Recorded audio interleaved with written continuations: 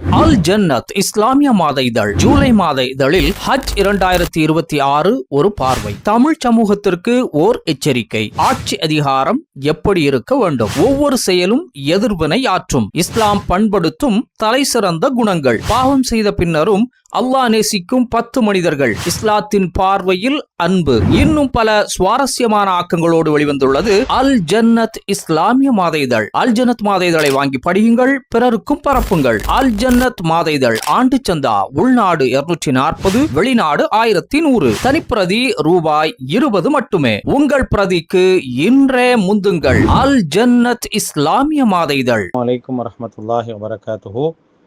அல்ஹம்துலில்லாஹ் வஸ்ஸலாத்து வஸ்ஸலாமு அலா ரசூலில்லாஹ் நபீனா முஹம்மதின் வ அலா ஆலிஹி வ ஸஹ்பிஹி அஜ்மஈன். அம்மா பஅத். அளவற்ற அருளாளனும் நிகரற்ற பேரன்புடையவனுமாகிய எல்லாம் வல்ல அல்லாஹுவின் திருப்பெயர் போற்றி அவனுடைய சாந்தியும் அருளும் அல்லாஹுடைய தூதர் முஹம்மது ஸல்லல்லாஹு அலைஹி வஸல்லம் அவர்கள் மீதும் அவர்களை பின்பற்றி வாழ்ந்த உத்தம சத்திய தோழர்கள் நல்லவர்கள் மீதும் நம் அனைவர் மீதும் உண்டாகட்டுமாக. அன்பானவர்களே, அல்லாஹுடைய அருளால் ஒரு நீண்ட நாளைக்கு பிறகு நமது ஜமியத் அஹ்லுல் குர்ஆன் ஹதீஸ் ஜமாத்தினுடைய நேரலையின் மூலமாக உங்களை சந்திப்பதில் பெரும் மகிழ்ச்சி அடைகின்றோம். இந்த நேரலையினுடைய நோக்கம் என்னவென்று சொன்னால், நம்முடைய ஜமாத்தின் சார்பாக இன்ஷா அல்லாஹ் இந்த ஒரு மாதம் ஒரு தொடர் பிரச்சாரத்தை நாம் மேற்கொள்ள இருக்கின்றோம். அவ்வப்பொழுது ஜமாத்தின் சார்பாக சமூகத்தில் ஒரு சீர்திருத்தத்தை ஏற்படுத்த வேண்டும் என்ற அடிப்படையில் தொடர் பிரச்சாரங்கள் தொடர்ச்சியாக மேற்கொள்ளப்பட்டு வருகின்றது. அந்த அடிப்படையில் நாம் இந்த மாதத்திற்கான ஒரு தொடர் பிரச்சாரத்தை நாம் ஏற்படுத்தி இருக்கிறோம். இந்த பிரச்சாரத்திற்குரிய நோக்கம் என்னவென்று சொன்னால், அல்லாஹ் ரப்புல் ஆலமீன் திருமறை குர்ஆன்ல சொல்றான், வல்தக்கும் மின்கும் உம்மத்துன் யதுஊன இலல் கைர். உங்களில் ஒரு சாரார் நன்மையின் பக்கம் அழைக்கக்கூடியவர்களாக இருக்கட்டும், நன்மையை ஏவி தீமையை தடுக்கக்கூடியவர்களாக இருக்கட்டும் அப்படின்னு சொல்லி அல்லாஹ் ரப்புல் ஆலமீன் சொல்றான். அந்த அடிப்படையில் நம்முடைய ஜமாத் அல்லாஹுடைய அருளால் 35 வருடங்களாக நன்மை ஏவி தீமையை தடுக்கக்கூடிய பணிகளை மிகச் சிறப்பான முறையில் செய்து வருகின்றது. சமூகத்தில் அனாச்சாரங்களாக என்னென்ன விஷயங்கள்லாம் இருக்குதோ அப்படிப்பட்ட அனாச்சாரமான காரியங்களை எல்லாம் எடுத்துரைத்து அந்த தீமையிலிருந்து மக்களை காப்பதற்கான ஒரு பணிகளை செய்து வருகின்றது. அந்த அடிப்படையில் இன்றைக்கு தலைவிரித்து ஆடக்கூடிய போதையும் அதே போல மிகப்பெரிய ஒரு பாதிப்பை ஏற்படுத்தக்கூடிய பாலியல் வன்முறையும் இன்றைக்கு பல இடங்களில் தலைவிரித்து ஆடுவதை நாம் பார்த்து கொண்டிருக்கிறோம். இப்படிப்பட்ட இந்த நேரத்தில் இதை ஏதோ அரசாங்கம் செய்யக்கூடிய ஒரு செயல், அரசாங்கம் மட்டும் செஞ்சுக்கும் அப்படிங்கிறது இல்லாமல் நாமும் இது போன்ற தீமைகளை தடுப்பது என்பது மிகப்பெரிய ஒரு கடமையாக இருக்குது. அந்த கடமைகளை நாம் செய்யாமல் தவறிட்டோம் அப்படின்னா அல்லாஹ் ரப்புல் ஆலமீன் நமக்கு இந்த ஹிதாயத்தை வழங்கியதற்கு அர்த்தமே இல்லாமல் போயிடும். அல்லாஹ் ரப்புல் ஆலமீன் நமக்கு நேர்வழியை தந்து நன்மை எது தீமை எதுன்னு பிரித்து காட்டக்கூடிய வாய்ப்பையும் அல்லாஹ் ரப்புல் ஆலமீன் நமக்கு தந்திருக்கிறான். அந்த வாய்ப்பை பயன்படுத்தி மக்களை நன்மையின் பக்கம் அழைத்து தீமையிலிருந்து மக்களை தடுக்கணும். ஒருவேளை நாம் மக்களை தடுக்காமல் இருந்துட்டோம் அப்படின்னா, நன்மை ஏவி தீமையிலிருந்து மக்களை தடுக்காமல் இருந்துட்டோம் அப்படின்னா கண்டிப்பாக நாளை மறுமை நாளில் அல்லாஹ்ட்ட பதில் சொல்லணும். குறிப்பாக மக்களுக்கு சத்தியத்தை சொல்ல வேண்டிய ஒரு பொறுப்பில் இருக்கக்கூடிய நாம், யார் சத்தியத்தை தெரிந்து கொண்டார்களோ அந்த சத்தியத்தை சொல்வதற்கான பொறுப்பில் இருக்கக்கூடிய நாம் இந்த சத்தியத்தை சரியான முறையில் எடுத்துரைக்கவில்லை என்று சொன்னால் நாளை மறுமை நாளில் நம்மை சார்ந்திருக்கக்கூடிய மக்கள், இந்த தீமையில் ஈடுபடுபவர்கள் அல்லது தீமையை விட்டு ஒதுங்கி நிற்கக்கூடியவர்கள் யாராக இருந்தாலும் நாளை மறுமை நாளில் நம்மை குற்றம் சுமத்துவார்கள். என்ன குற்றம் சுமத்துவாங்க? சத்தியத்தை தெரிஞ்ச இவங்க எந்த விதமான தீமையும் தடுக்கல, எங்களை இவர்கள் மட்டும் தீமையிலிருந்து தடுத்திருந்தால் கண்டிப்பாக நாங்கள் நேர்வழி பெற்றிருப்போம் அல்லது தீமையிலிருந்து வெளியேறி இருப்போம் அப்படிங்கிறத எல்லாரும் சொல்லுவாங்க. அந்த குற்றத்திற்கும் ஆளாகிவிடக்கூடாது. அதையெல்லாம் கவனத்தில் கொண்டுதான் ஜமியத் அஹ்லுல் குர்ஆன் ஹதீஸ் என்று சொல்லப்படக்கூடிய இந்த ஜமாத் அவ்வப்பொழுது சமூகத்தில் ஏற்படக்கூடிய விஷயங்களை அடிப்படையாக கொண்டு தொடர் பிரச்சாரங்களை மேற்கொண்டு நடத்தி கொண்டே இருக்கின்றது. என்ன காரணம்?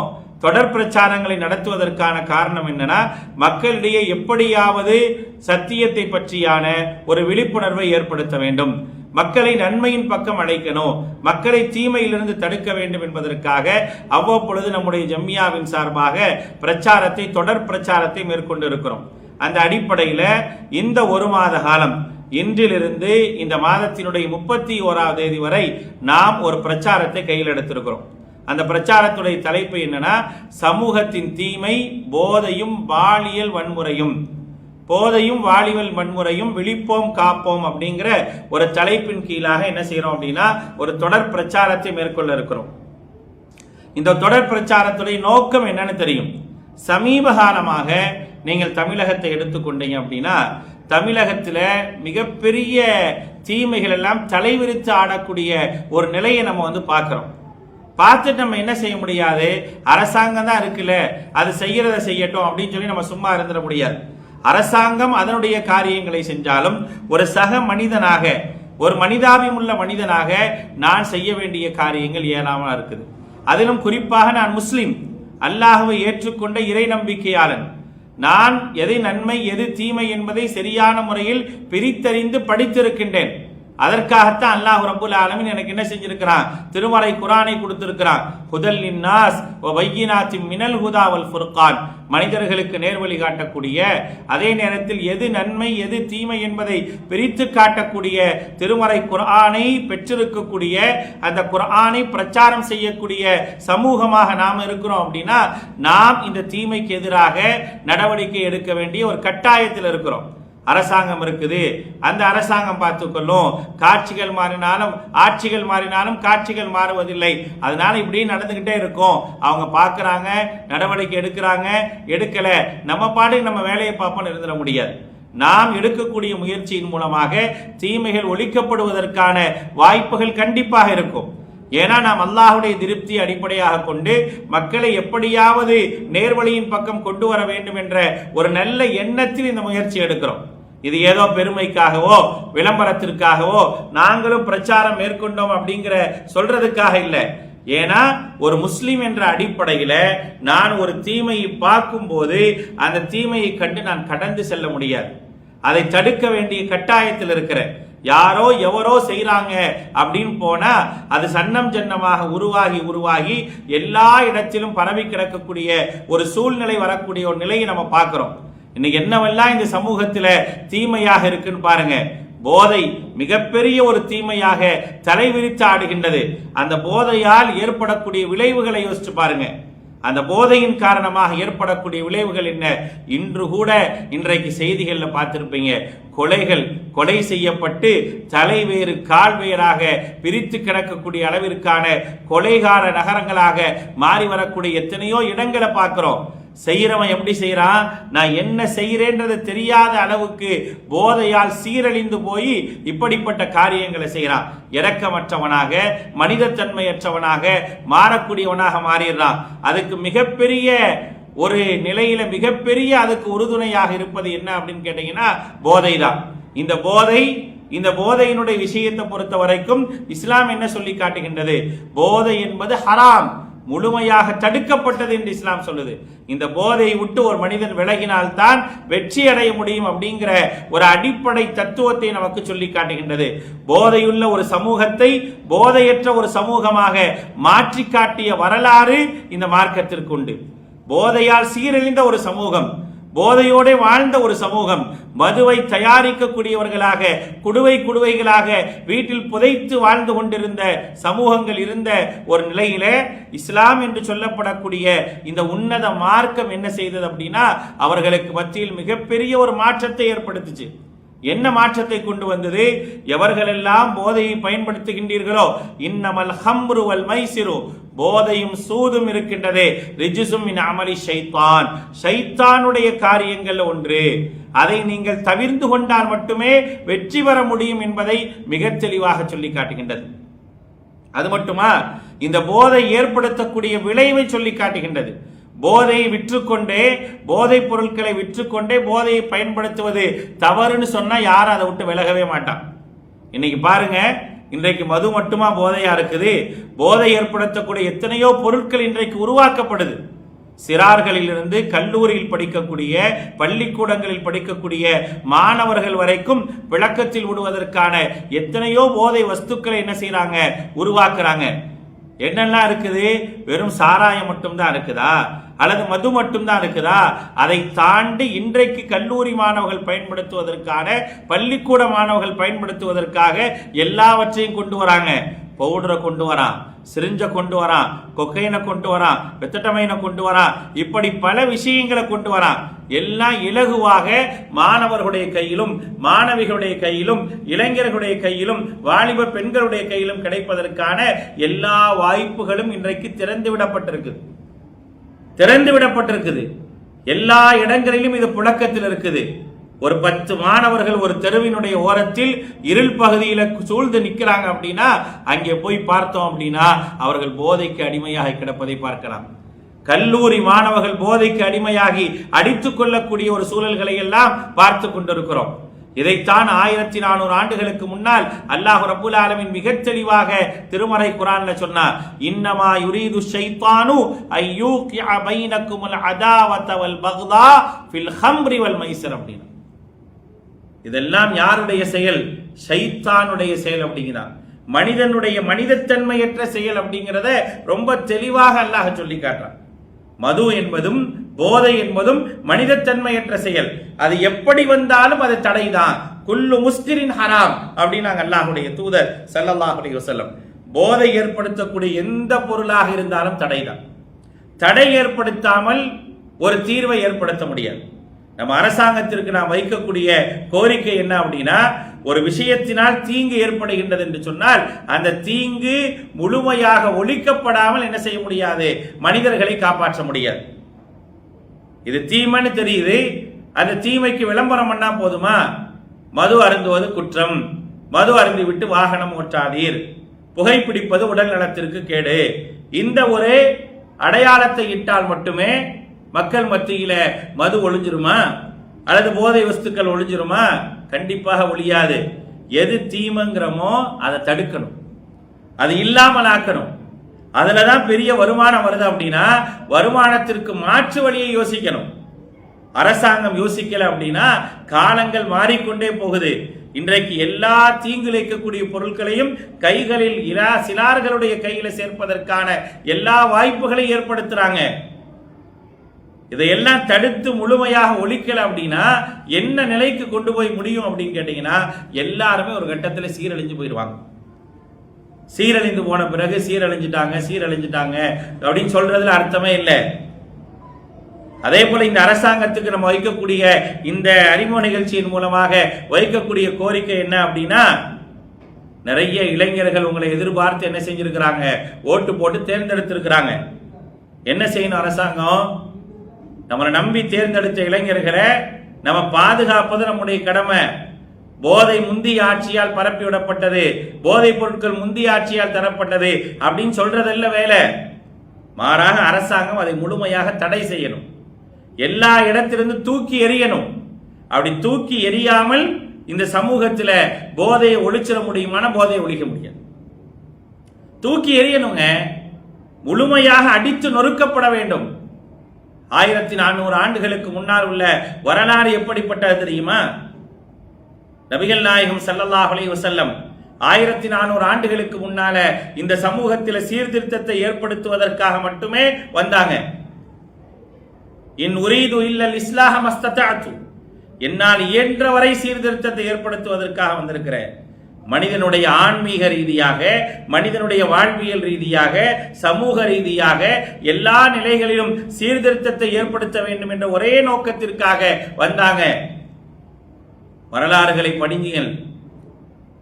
23 ஆண்டு காலத்தில் மிகப்பெரிய ஒரு புரட்சியை ஏற்படுத்திட்டு போயிட்டாங்க.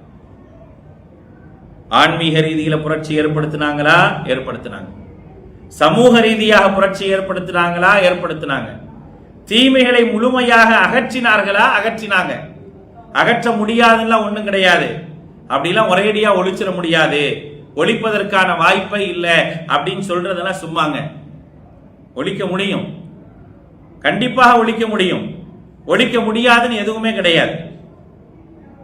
ஒழிச்சு காட்டியதற்கான வரலாறு உண்டு, வரலாறுகள் இருக்கின்றன.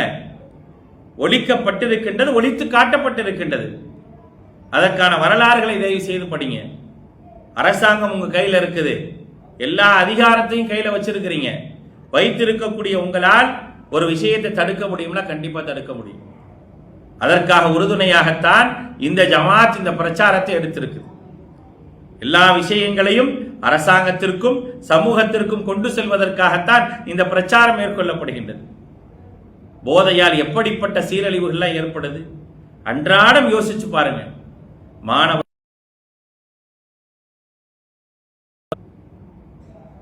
இன்றைக்கு அனுமதிக்கப்பட்ட பப்புகள் என்ற பெயரால், அனுமதிக்கப்பட்ட இடங்கள் என்ற பெயரால் எவ்வளவு அநியாயங்களின் மூலமாக இளம் தலைமுறையினர் சீரழிந்து போறாங்க.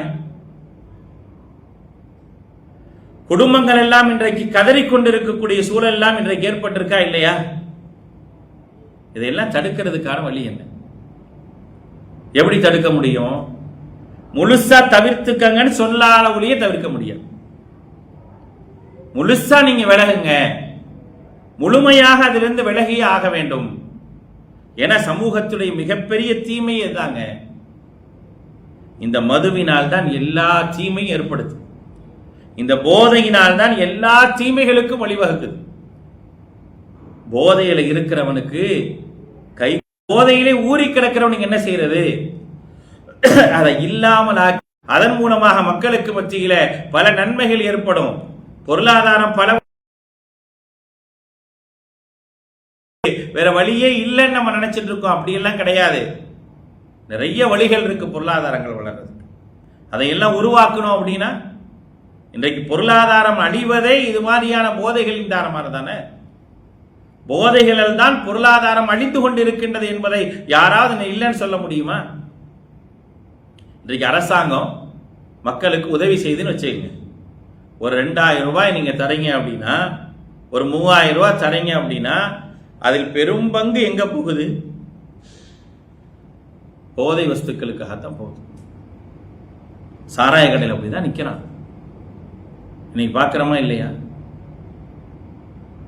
அதை குடிச்ச உடனே, அந்த போதையை பயன்படுத்துற உடனே அடுத்த நிமிஷம் அவனுக்கு என்ன நடக்குதுன்னே தெரியல.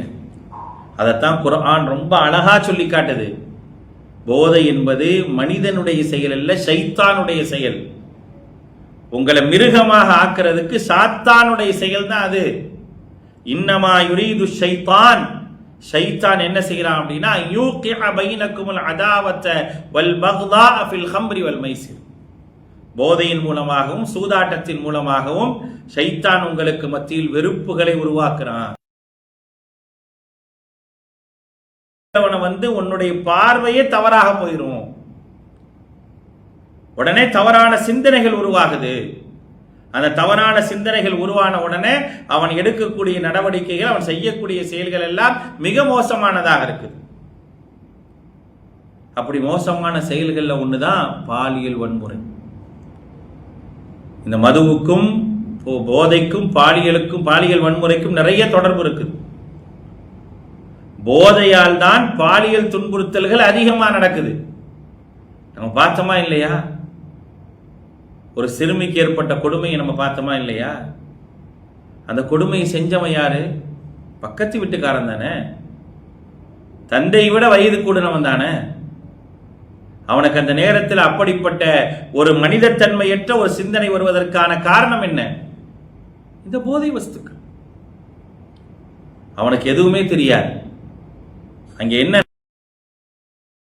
அதை குடித்த உடனே அல்லது அந்த மருந்தை பயன்படுத்திய உடனே அல்லது ஊசியை போட்ட உடனே அல்லது பவுடரை சுவாசிச்ச உடனே அவனுடைய சிந்தனைகள் மாறுது.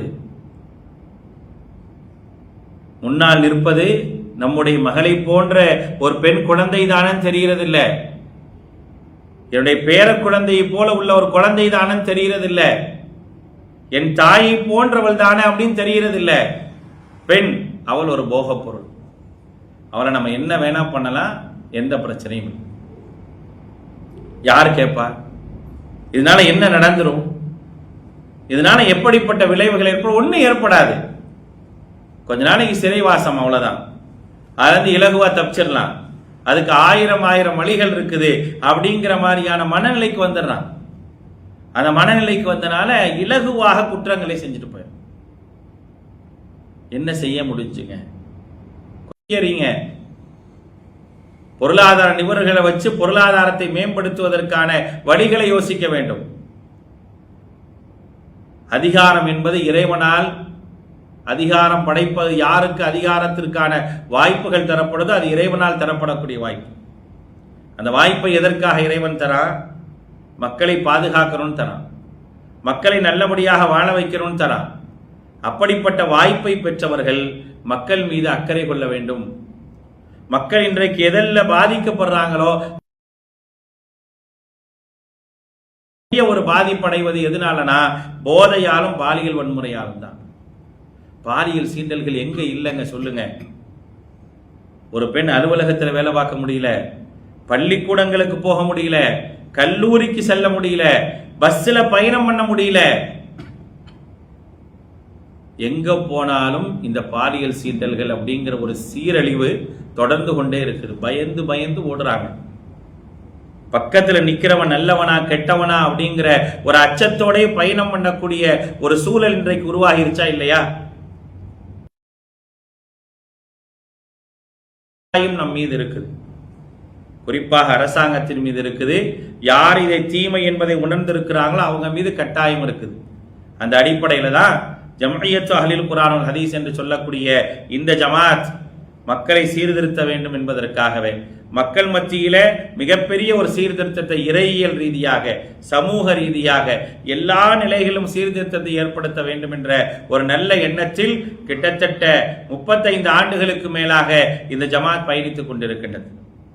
இந்த ஜமாத்தினுடைய தலையாய பணியாக நாம் என்ன செஞ்சிருக்கிறோம் அப்படின்னா, இப்போதைக்கு இதை எடுத்திருக்கிறோம்.